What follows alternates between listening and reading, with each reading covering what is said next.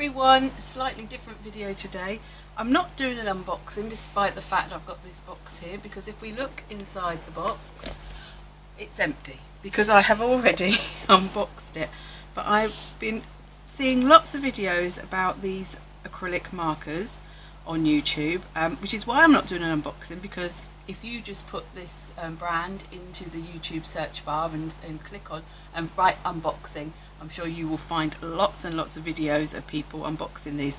Now these I paid for and bought myself. I was just really interested in getting some acrylic markers that had a brush nib and didn't need pumping. Now here's mine unboxed, so to speak, but they are now mixed up with also my Posca pens. I've had Posca pens for many years, and my favourite Posca pens actually that I use all the time in my art journaling, you will have seen them many times, are these ones, and these are the 1M pens, which have got much more of a finer nib. But I do have some metallics also in the 1Ms, and within my sets here I have some of these are 3Ms and I have some 5Ms, but I find I don't use those as much as I do my little fine ones, because my fine ones I use for adding details, doing some outlining, things like that. So I wanted some acrylic markers that I could use in a more expressive way, and I do love the effect of acrylic markers. But one of the other issues I do have sometimes with my Posca pens is that you do have to give them a lot of shaking and you have to prime them. I mean, mine are all primed, and I find they sometimes can be a bit stop-start. Apparently it's because the paint itself is kept within the barrel, so when you've left it for a while you need to sort of reactivate it every time, so that can be a little bit annoying.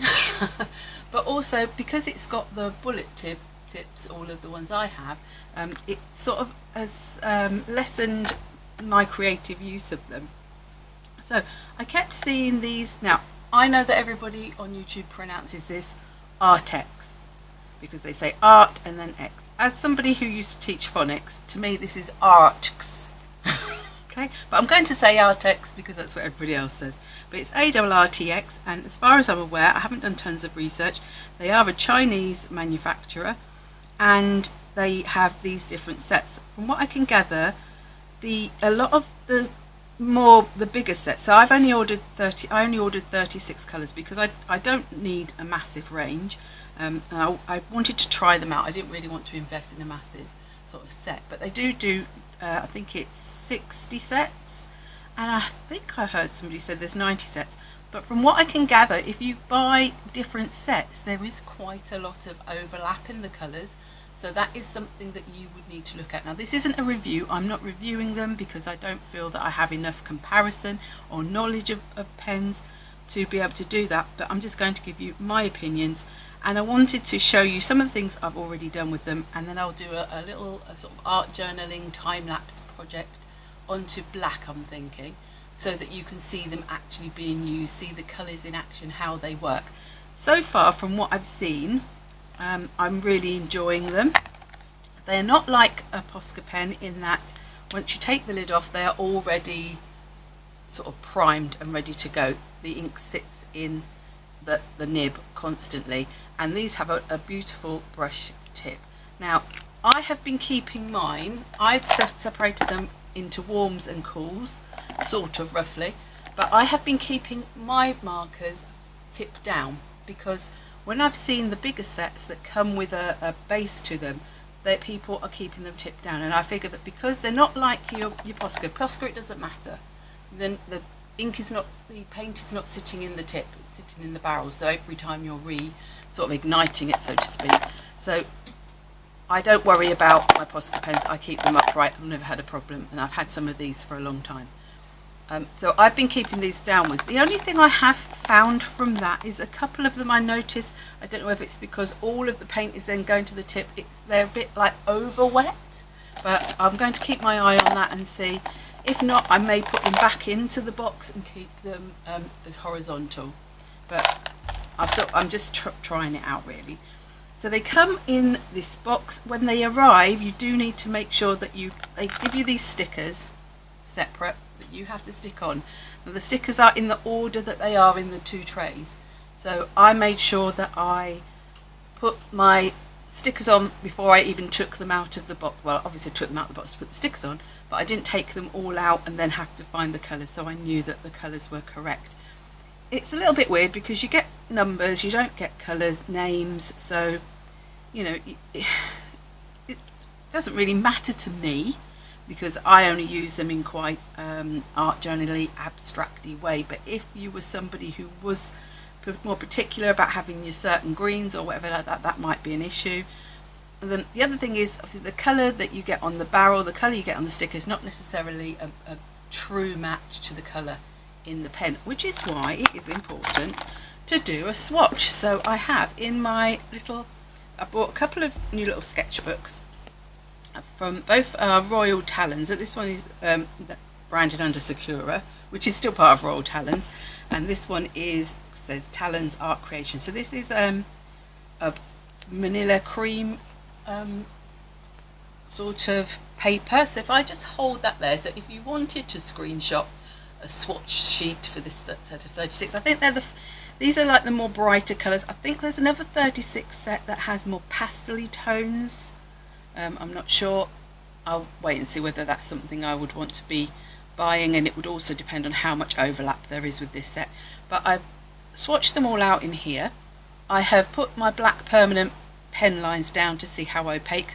They're not seriously opaque, but having said that, on my next page I did test them against some Poscas, and to be honest, Posca is maybe a tiny bit more opaque, but I didn't find, and in fact my Arrtx white I found better than my Posca. But to be fair, I then did shake that one up and primed it a bit more, and I got a better result with it the second time.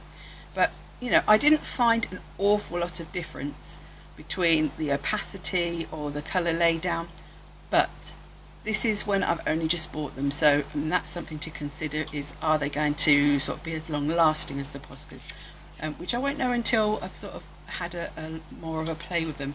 So some of them were obviously more opaque than others. Things like the lighter shades weren't particularly opaque. Some of the dark blue, the dark browns were a bit more opaque, but you know, the black's lovely and opaque, but you know, you do get a little bit of colour coming through, which is why I then wanted to test them with some stamping, because one of the things I thought would be interesting with them was to be using them with stamps to colour images to get a sort of different look from watercolour or from alcohol markers. So this is one of my own stamp sets that I designed for Cleverprints, Tranquil Tulips, and I chose this set because of the nice open space that I had in there, quite very bold sort of images.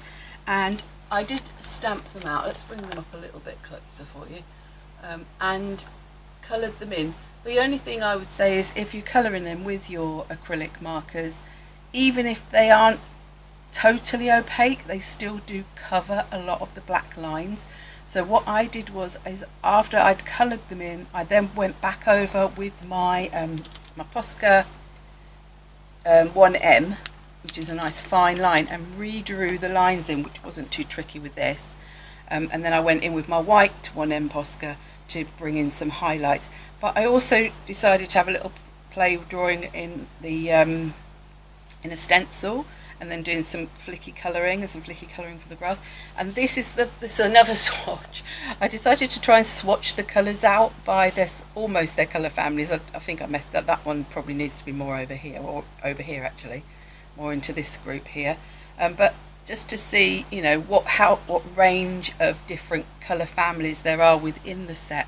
I mean, there's a lot of different sorts of blues. A very grey blue, that could have almost gone that's sort of like the neutrals. There is white there, but obviously white's not going to show. And this pad is the Daler Rowney Mixed Media paper. So I thought I'd try it on there. It's not too textured. It's got a little bit of texture, but it's not too textured.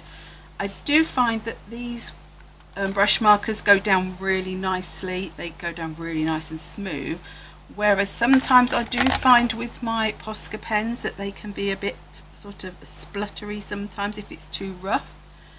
So that's something to think about. And then I also decided to have a little sort of play around on a bit of black card just to sort of practice like swirls and dots and lots of layering over the top, and they were really good for that. They were excellent at sort of like once one layer, I was blasting it slightly with a heat tool just to make sure it was totally dry, and then layering more colour and pattern over the top, and that worked, you know, exceptionally well. There was no problems at all with that. And then I did this, which I'm going to do something a little bit similar to this. So that was me. I don't know if you can even see that. I was testing out some glittery pens at the top there that wasn't coming out very much. I was having a little play around with some circles, and then eventually I just turned them into baubles. I'm going to do something a little bit similar in the little black journal to recreate something like this. What did I want? Oh, on the back I was just playing around. On the back of this one I was thinking you could probably do some brush lettering, which I can't really do, but I was having a little practice. So that's where I'd got to so far. So I thought today I'm going to take this sketch notebook, and this is actually the Sakura one, but it is Royal Talens, and it is 80 black sheets. Just trying to see, it's 140 GSM. It's all black pages. I'm going to take these labels off. I don't tend to keep the labels on them. I don't find it helps me in any way. But I'm going to sort of do a little bit of a journaling, maybe with a stencil and using the pens just to make something fun and doodly to see how they work. So that's what I am going to be doing. I may use some of the Posca pens over the top as well. I might use some jelly rolls as well, because the thing with your acrylic markers is you they work with each other. So your Posca would work with your Arrtx. Your jelly rolls tend to work over the top of lots of different things, but obviously they are an acrylic, so you need to be aware of that if you wanted to add in things like your watercolours and stuff like that, and also what ink you're going to stamp. If you wanted to now stamp, so if I wanted to stamp some scripty text over this, I would need to be aware that I need to use an ink that will go over acrylic, so something like an archival, not something that's very water reactive, because it's just going to probably wipe off the acrylic marker. So that's what I'm going to do. So I hope you enjoy, and if you haven't already liked and subscribed to the channel, I'd really appreciate if you could do that, and I'll see you soon.